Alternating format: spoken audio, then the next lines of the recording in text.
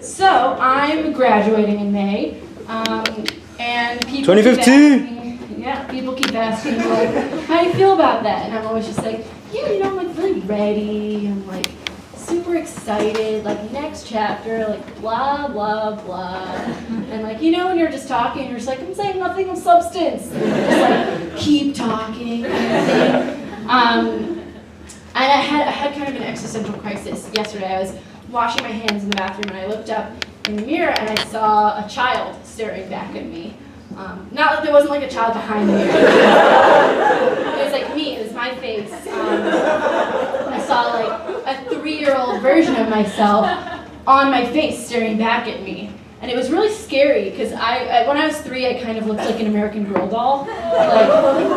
Like I had like, my head was like a little bit too big for my body, and then I had these like big blank eyes that were like I just saw my parents having sex, but I didn't know what sex was yet. Like my mouth was always just like a little bit open, like. I had like a cloth body. It was terrifying. But yeah, so I saw this like 3-year-old version of myself, and it raised a lot of questions. I was like, am I not ready to be an adult? Like, is my haircut not mature enough? Or like, is my boyfriend a pedophile? You know, like normal questions that I feel like graduating seniors ask themselves. Life is a lot easier. This is very dangerous. Life was a lot easier when I was 3 years old. It was a lot simpler. When I was 3, I fell in love for the first time. And I know what you're thinking. You're saying, Jessica, that's impossible.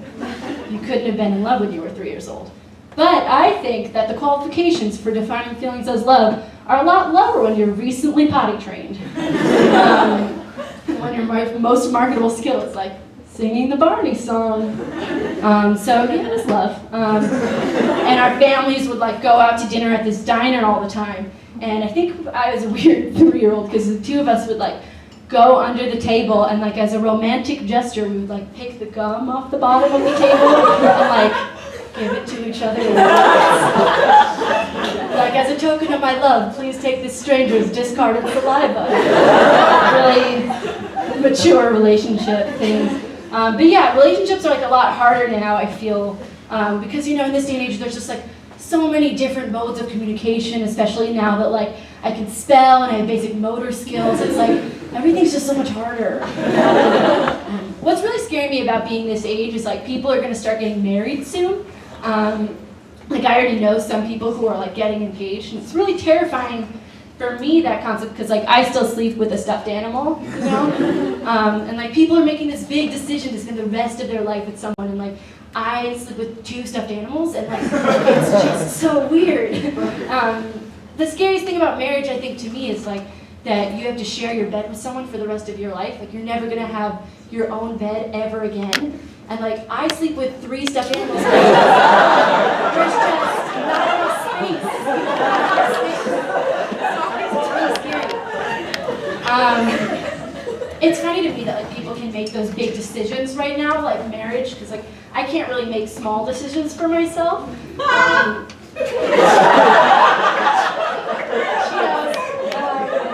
Like I can never go to a cheesecake factory because they have over 100 items on the menu, which is like too many items on a menu, right? Like I think that's wrong in a lot of ways.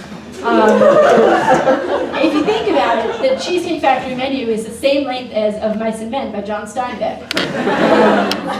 To be fair, Cheesecake Factory menu has a much happier ending. Better plot, really. What's Cheesecake Factory, on their menu, they have a whole section called glam burgers, which I like to think are like regular burgers, but they're just like dressed in little ball gowns. It's like, oh, that burger's going to the Oscars. It's nominated. It's so cute. And it's a registered trademark, glam burger, because you know if you come up with something as genius as glam burger, like you gotta lock that shit down. The other thing that I find really funny about the Cheesecake Factory is that like I feel like most places that specialize in like baked goods of some sort try to promote themselves as like homemade, grandma's cooking, right? Cheesecake Factory is just like, no, we're a straight up factory. Like, you're not gonna find grandma's cooking here. Like, we mass produce our food, we have slave labor, and you're gonna love it. Super weird, right? It's like, can your grandmother make over 100 dishes? No, she can't really walk.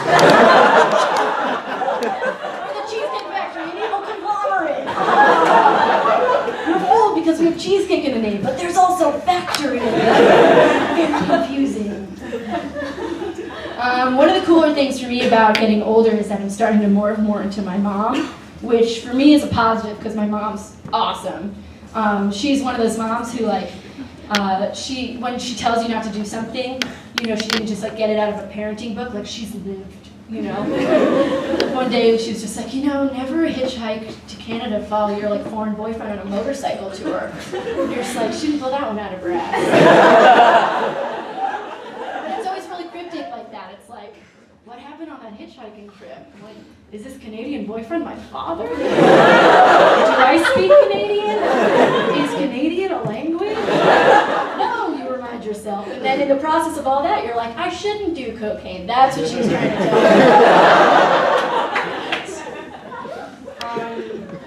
Unfortunately, I'm like not inheriting her cool parts. I'm like mostly inheriting her affinity for having strong opinions about things, particularly things that I don't know much about or don't really care much about.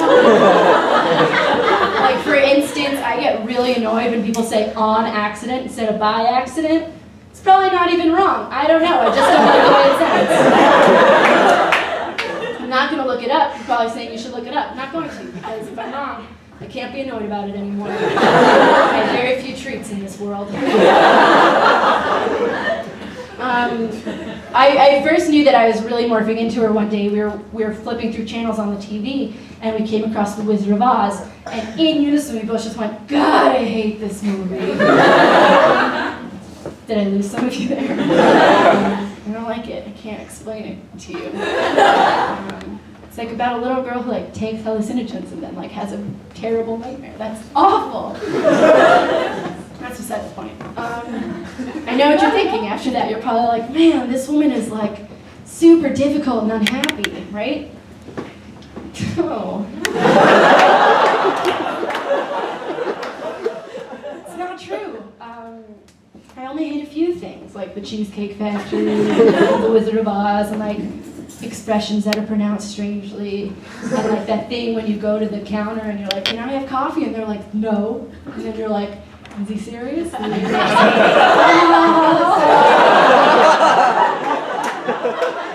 and you're just like, I'll never get those 30 seconds back. Like, I don't like that. But yeah, I'm a pretty happy person, and if you don't believe me, you can ask my mom about it, because she's got a pretty strong opinion about it. Thank you.